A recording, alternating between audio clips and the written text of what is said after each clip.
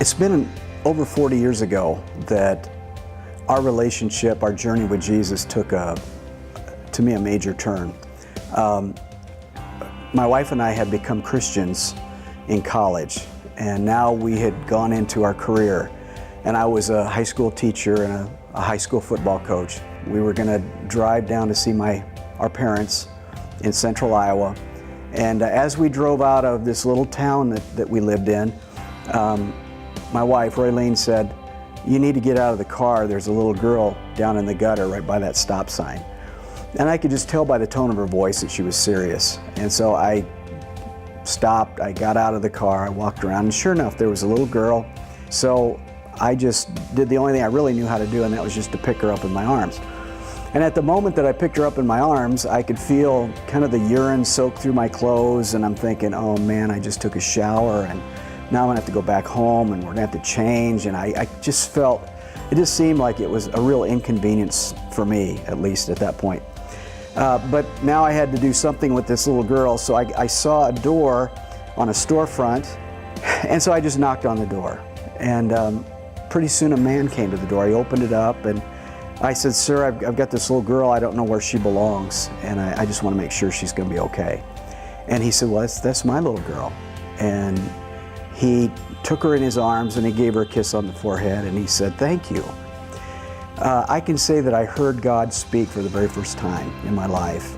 And as I turned away from that door, the man took his little girl into the house, the door shut, and I heard God say to me, "You're going to do this the rest of your life." And so that radically changed our understanding of Christianity. We had seen Christianity as sort of growing in our understanding of Jesus and learning more and doing Bible studies, but now suddenly we saw a shift, and that was that we were actually to be thrust out into this world to represent Jesus and to help the broken and the poor and the lost come into the Father's heart. In the Old Testament, the call was come to the temple, come to the tabernacle. In the New Testament, when Jesus was resurrected, his first command was go into all the world and make disciples of all nations. And so we had the command go. And so we saw our church now not just a gathering of people who wanted to learn more intellectually about God, but a people who were really to be equipped and trained to become missionaries as they left. And so the most important part of our week wasn't just Sunday. It was Monday, Tuesday, Wednesday, Thursday, Friday, and Saturday, as we as God's people would relate to people around us, our neighbors, people that we work with, friends, and help them find their way into the kingdom of God. It wasn't too many years later that my coaching and teaching career ended, and I actually went into the ministry. I became a pastor, and we helped pastor a church for 4 years, and then actually helped plant another church. But I remember one day the Lord spoke to my heart, and he said, "I'm now going to take you to a place where you speak their language." And that whole idea of go came full circle. Now it was very personal. And we believed after a while, as we prayed about it, that God was asking us to leave New Mexico, go back to our home state of Iowa, and there start a church from the ground up. And it was during that time that I was praying about what kind of a church, Lord, do you want? And it was at that time where God spoke to my heart, and he said, "I'm going to give you the people that nobody else wants. And they're going to become the kind of people everybody wished they could have." I remember going door to door in our neighborhoods and just asking two questions. Number one, do you have a church home? And if they said, yes, we do, I would say, God bless you, God bless your pastor, because our heart was not to gather people out of an existing church. We didn't want to do that. But if they said no, which we found out that here in this area, about 2/3 of the people did not attend church, I would ask them the question, if Jesus were to come to this city and start a church, what would it look like? And interestingly, I found that people outside the church had a better understanding of the way the church ought to be than people in the church. Because they would say things like, well, if Jesus were to start a church, then we would take very seriously what he has to say to us, and we would probably want to obey what he says. And there would probably be miracles that would be taking place. People would be healed, people would be set free. And this was the interaction I began to have with people.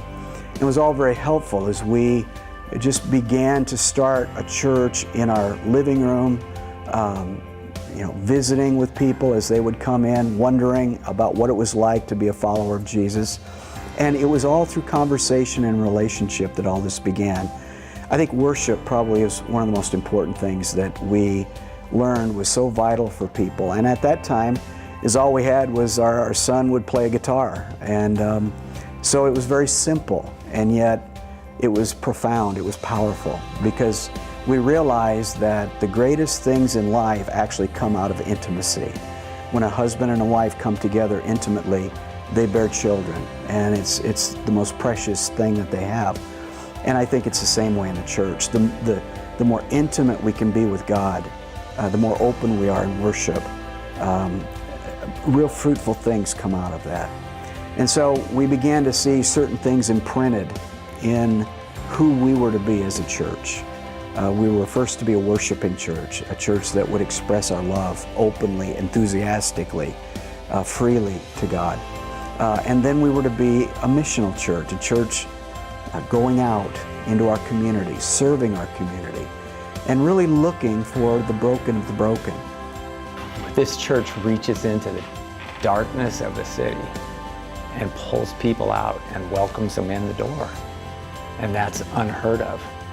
I've never seen it, and I lived in the darkness for years. The mission of Heartland, to me, in my own words, is they want to make disciples to go out there and preach the gospel, period. That's what they want to do. They want to go out there and they want to reach the lost. After we sort of got things going and we had a cluster of people joining us for church, we launched in 1990. It was right around Easter time. It was a few years later that we began to go into Lincoln Park in Waterloo, and we started there a thing that we call Picnic in the Park. And we would go out into the neighborhoods on the east side of Waterloo, and we would invite people to come to a picnic that we were going to hold on Saturday. We'd put out the grill, we'd cook hot dogs and hamburgers, and we'd have a live band down there, and people would begin to come after just really a few months. We had probably 300 to 400 people just coming to this picnic. And then we realized that the people were really wanting more than just a hot dog. They actually wanted what we had. And so we began to tell Jesus stories, God stories. And then even after that, we began to open up the Bible, and right down there in Lincoln Park began to just talk about what does the Bible say about God's love for you. And it was up out of that that began to come a church. There was planted a new church. We had leaders in our church that emerged that had a great passion for the people on that part and that side of town. And so the Harvest Vineyard was birthed. We had another group of people in our church that were, they were some of our best friends. And they said, we live in Waverly and we feel like there needs to be a vineyard church in Waverly. Would it be okay if we went there and started church? So we helped them and sent them to Waverly to start the Waverly Vineyard.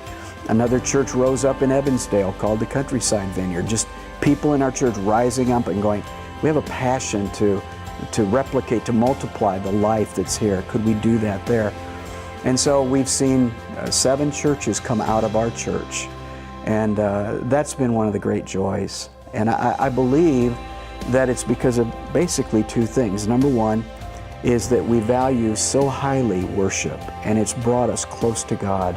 And then as we've come close to God, life springs forward.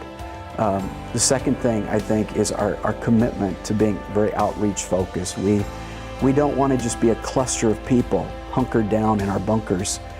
We want to go out with this great message and this great thing called grace, the grace of God, and give it away to other people. Our church has always taken a very hands-on approach to ministry, and it's been so wonderful. And as we've taken a hands-on approach, we've seen leaders emerge, people that are champions, people that just in their love for Jesus are expressing His love so beautifully in a very hands-on way. Celebrate Recovery is where people can come, no matter where they're at in their walk with Jesus or their walk in life, and they can feel part of it. You don't even have to believe in Jesus yet to come into Celebrate Recovery and feel comfortable, because we're aware that everybody doesn't yet or have a relationship with Jesus, right? And so Celebrate Recovery is a place where you can come and you can just be and experience healing and freedom that people are getting from Jesus.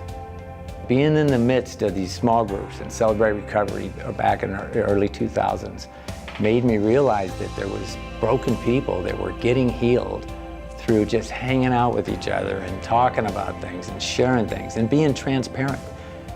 The people of Heartland Vineyard and people of Celebrate Recovery are so alike because they're all transparent, and it's really cool to see how people from the Vineyard who haven't experienced Celebrate Recovery can come in and then they realize, I should have been here all along. They just welcome you. Like you walk in and it's like, they're just so loving.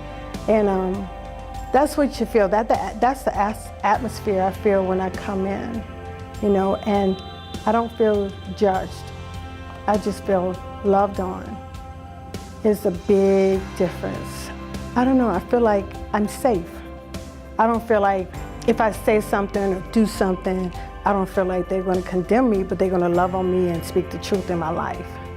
That's what I received here, and a lot of grace. We have a ministry right now called Street Ministry, and it's a group of men and women who look for maybe some of the broken neighborhoods in our city and walk in with the message of the grace of God. Sometimes they'll take food, sometimes they'll just go in and just pray with people, talk with people, share their life with people.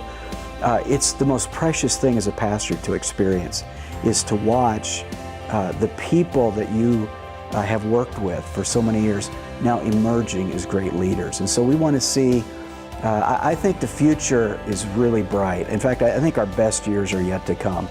The Lord spoke to me at one point and He said, you know, the first 7 churches you planted were all kind of accidental pregnancies. But He said, but the next 30 will be strategic. And it's never left me. I've remembered, and the word 30 shocks me because I think, where is there a need for 30 more churches? There are communities around us that have nothing spiritually. And so we want to raise up leaders. We want to see leadership emerge and then send them out to help plant life-giving, loving churches. Just recently, the Lord spoke to my heart and He said, this 25 years that you're celebrating, it's not a landmark, it's a launch pad. And even though your days as the senior leader of this church aren't going to go on forever, but the fact is some of the great years of this church are yet to come.